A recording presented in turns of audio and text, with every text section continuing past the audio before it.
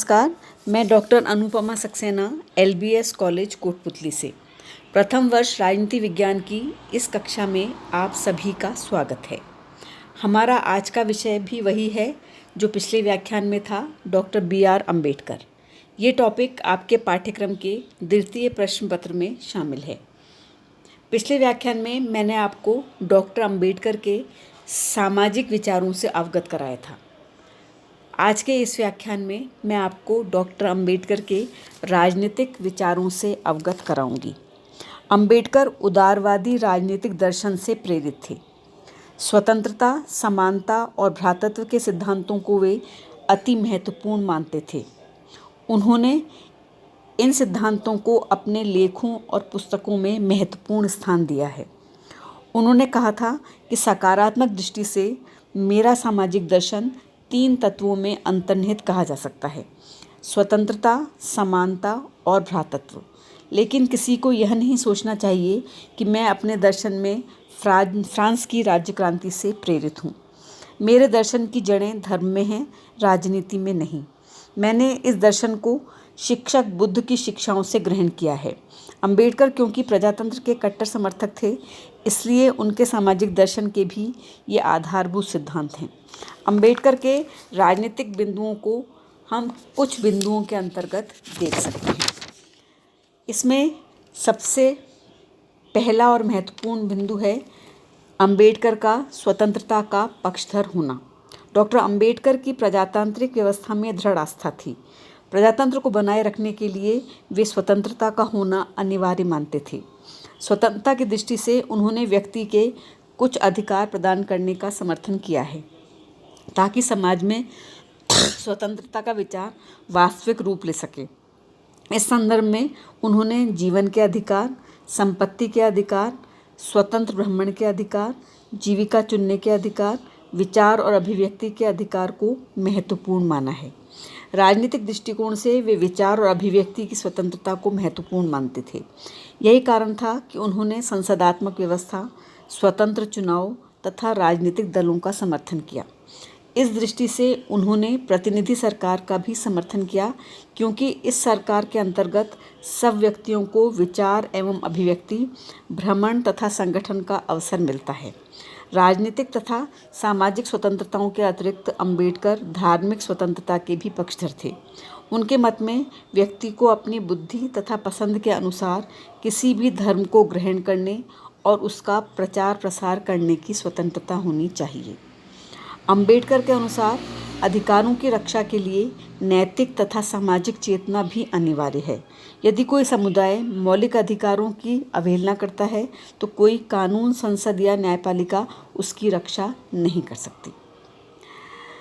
स्वतंत्रता के पक्षधर होने के कारण वे प्रजातंत्र के समर्थक भी थे। अम्बेडकर का दर्शन स्वतंत्रता, समानता और भ्रातृत्व के सिद्धांतों पर आधारित है। ये सिद्धांत प्रजातंत्र की आधारशिला भी हैं।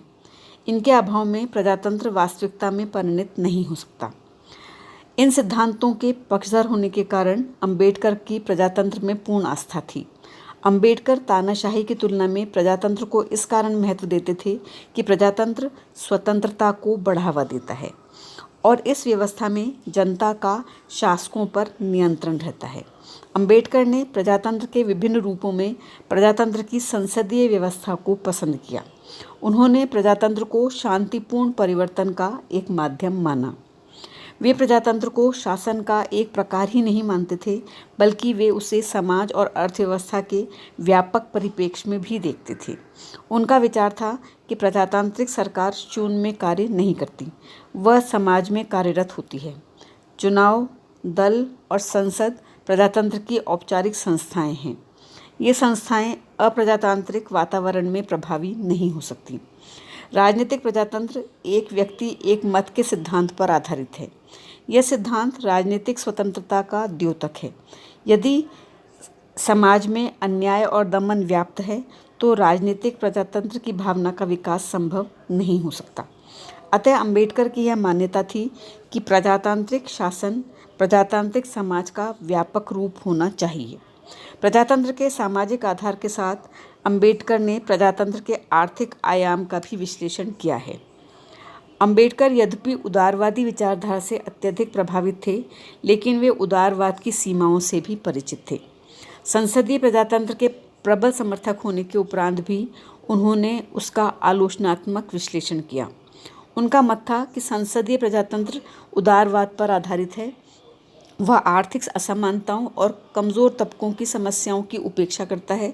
इसका तात्पर्य यह है कि संसदीय प्रजातंत्र केवल स्वतंत्रता पर बल देता है, जबकि वास्तविक प्रजातंत्र में स्वतंत्रता और समानता दोनों ही निहित हैं।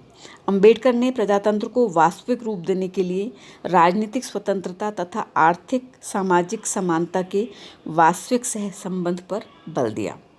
उन्होंने प्रजातंत्र की सफलता की कुछ शर्तें भी बताईं, जैसे राजनीतिक दलों का अस्तित्व। अंबेडकर ने संसदीय प्रजातंत्र की सफलता हेतु राजनीतिक दलों को आवश्यक बताया। राजनीतिक दलों में वे विरोधी दलों को महत्वपूर्ण मानते थे, क्योंकि विरोधी दल के अभाव में कार्यपालिका निरंकुश हो जाती है। इसके अलावा तटस्थ और अराजनीतिक कार्यपालिका को भी उन्होंने प्रजातंत्र की सफलता के लिए आवश्यक माना। तटस्थ कार्यपालिका से तात्पर्य स्थायी स्वायत्त कार्यपालिका से है, जिसका भविष्य राजनीतिक दलों पर निर्भर नहीं होता। तटस्थ कार्यपालिका के लिए यह आवश्यक होता है कि उसके सदस्यों की नियुक्ति राजनीतिक आधार पर न की जाए। इसके अलावा उन्होंने प्रजातंत्र की सफलता के लिए नैतिक तत्वों की अनिवार्यता पर भी बल दिया। संविधान द्वारा प्रजातंत्र की स्थापना पर्याप्त नहीं है, क्योंकि संविधान तो नियमों का समूह मात्र है। ये नियम तभी अर्थपूर्ण बनेंगे जब संविधान के अनुकूल कुछ परंपराओं की स्थापना होगी। व्यक्तियों और राजनीतिज्ञों को सार्वजनिक जीवन में कुछ नियमों का अनुसरण करना चाहिए। उसी प्रकार समाज में कुछ नैतिक नियमों का भी अस्तित्व होना चाहिए। कानून द्वारा नैतिकता की स्थापना नहीं की जा सकती। नैतिक नियमों के अभाव में प्रजातंत्र का सफल संचालन संभव नहीं है। इसके अतिरिक्त अन्याय के विरुद्ध संघर्ष करना भी प्रत्येक व्यक्ति का कर्तव्य है, और साथ ही साथ यह प्रजातंत्र की सफलता के लिए भी आवश्यक है।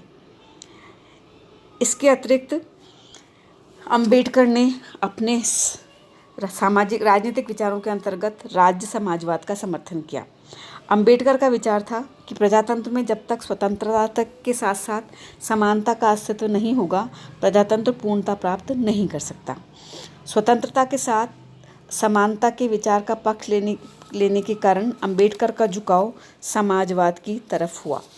उन्होंने समाजवाद के मार्क्सवादी दृष्टिकोण की इस मान्यता को स्वीकार किया कि समाज में समानता लाने के लिए समाज को पूर्ण रूप से बदलने की आवश्यकता है, लेकिन प्रजातंत्र के समर्थक होने के कारण वे पूर्ण रूप से मार्क्सवादी दृष्टिकोण को स्वीकार नहीं कर पाए। उनका विचार था कि प्रजातंत्र और समाजवाद साथ साथ चलने चाहिए तथा समाजवाद प्रजातांत्रिक व्यवस्था के अंतर्गत कार्यरत होना चाहिए। उनके इस विचार ने उन्हें प्रजातंत्र के दूसरे रूप प्रजातांत्रिक समाजवाद की ओर आकर्षित किया। इस आधार पर उन्होंने 1947 में राज्य समाजवाद का विचार प्रतिपादित किया। 1947 में उन्होंने यह सुझाव दिया कि भारत के संविधान में राज्य समाजवाद के सिद्धांत को स्वीकार किया जाना चाहिए। राज्य समाजवाद का अर्थ है कि राज्य औद्योगिक और कृषि क्षेत्रों में नियंत्रण स्थापित करके समाजवादी कार्यक्रम को क्रियान्वित करे। उनकी मान्यता थी कि राज्य समाजवाद का विचार जन कल्याण और दलित वर्ग के उत्थान में सहायक होगा। इसके अतिरिक्त अपने सामाजिक विचारों के अंतर्गत उन्होंने सरकार की भूमिका को भी बताया। अंबेडकर का विश्वास था कि राज्य जिस संस्था के माध्यम से कार्यरत होता है, उसे तटस्थ रहकर संपूर्ण समुदाय के हित में कार्य करना चाहिए। अंबेडकर का कहना था कि सरकार को कल्याणकारी संस्था की भूमिका निभानी चाहिए। उसे समाज के तीव्र विकास की ओर ध्यान देना चाहिए तथा इस बात को सुनिश्चित करना चाहिए कि विकास से होने वाले लाभ का वितरण न्यायपूर्ण ढंग से हो। सरकार की भूमिका केवल उद्योगों तक ही सीमित नहीं रहनी चाहिए, बल्कि उसे बैंक और बीमा क्षेत्रों में भी सक्रिय रूप से कार्य करना चाहिए। साथ ही उसे कृषि पर भी नियंत्रण रखना चाहिए। महत्वपूर्ण उद्योगों के स्वामित्व और कृषि पर नियंत्रण द्वारा सरकार आर्थिक अन्याय को नियंत्रित करने में सक्षम हो सकेगी। अंबेडकर ने अपने राजनीतिक विचारों के अंतर्गत हिंदी को राष्ट्रभाषा स्वीकार करने का समर्थन किया। अंबेडकर ने कहा कि यदि हम लोग अपनी एक सामान्य संस्कृति को सुरक्षित रखना चाहते हैं तो हम सब लोगों का कर्तव्य है कि हिंदी को अपने राष्ट्र की एक भाषा मानें। अंबेडकर ने अपनी पुस्तक थॉट्स ऑन लिंग्विस्टिक स्टेट्स में एक राज्य एक भाषा के सार्वभौमिक सिद्धांत को स्वीकार किया। वे हिंदी भाषा को संपूर्ण राष्ट्र की राजकीय भाषा बनाने के पक्ष में थे। उनका मानना था कि एक भाषा राष्ट्र को संगठित रख सकती है तथा विचार विनिमय की प्रक्रिया को सरल रूप प्रदान कर सकती है।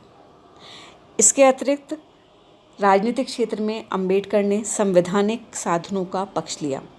अंबेडकर हिंसा विरोधी और संवैधानिक साधनों के पक्षधर थे। अपने द्वारा संचालित सार्वजनिक आंदोलनों में उन्होंने सदैव संवैधानिक साधनों का पक्ष लिया। नासिक में एक सभा को संबोधित करते हुए उन्होंने अछूतों को आदेश दिया कि भले ही उनमें जोश और उत्साह है, उन्हें संयत तथा अहिंसात्मक विधि का परित्याग किसी भी दशा में नहीं करना है। अंबेडकर अपनी व्यापक अहिंसा की दृष्टि से ही लोकतंत्र और समाजवाद के समर्थक थे। वे पूंजीपतियों और जमींदारों द्वारा मजदूरों और किसानों के शोषण को हिंसा का ही पर्याय मानते थे। वे मानव कल्याण के लिए किए गए प्रत्येक कार्य को अहिंसा की श्रेणी में रखते थे। पाकिस्तान के प्रश्न पर अंबेडकर के विचार कुछ अलग थे। भारत और पाकिस्तान के विभाजन से संविधान संबंधित प्रश्न की व्याख्या के संबंध में अपनी पुस्तक थॉट्स ऑन पाकिस्तान में अपने विचार व्यक्त किए हैं। उन्होंने भारत पाकिस्तान विभाजन का पक्ष लेते हुए कहा है कि हिंदुओं की शांति और समृद्धि भारत विभाजन द्वारा संभव है।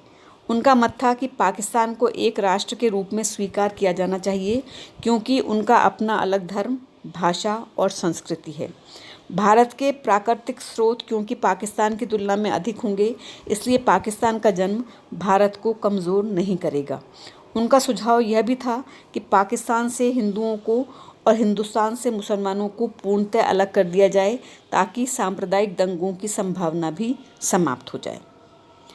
इसके अतिरिक्त अंबेडकर के राजनीतिक विचार उनके संविधान के लिए किए गए प्रयत्नों में भी दृष्टिगत होते हैं।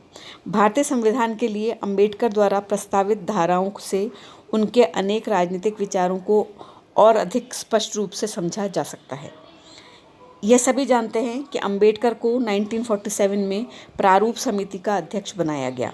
प्रारूप समिति के अध्यक्ष के रूप में उन्होंने संविधान में प्रशासनिक प्रावधानों की विस्तार पूर्वक व्याख्या की। इस बात के पक्ष में उनका कहना था कि हमने परंपरावादी समाज में प्रजातंत्र की स्थापना की है। यदि प्रशासकीय प्रावधानों की विस्तार पूर्वक व्याख्या नहीं की गई तो भावी शासक संविधान का उल्लंघन किए बिना संविधान का दुरुपयोग करने में सक्षम हो जाएंगे।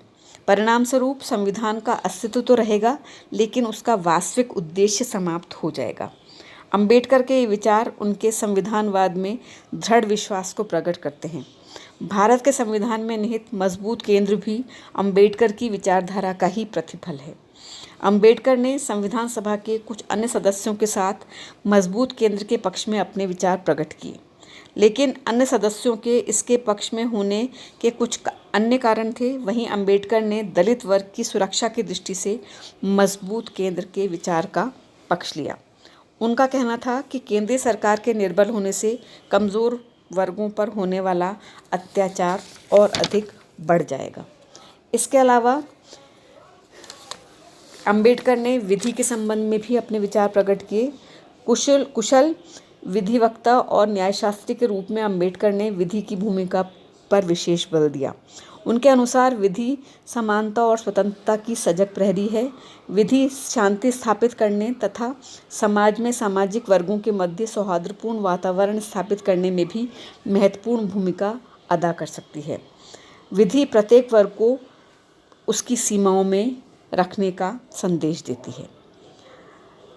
इस प्रकार अंबेडकर के राजनीतिक विचार स्वतंत्रता और समानता साथ ही साथ भ्रातृत्व पर आधारित थे। बच्चों, इस व्याख्यान में मैं आपको इतना ही बताऊंगी। अगले व्याख्यान में हम अंबेडकर द्वारा किए गए दलितों के उत्थान संबंधी प्रयत्नों की चर्चा करेंगे। धन्यवाद।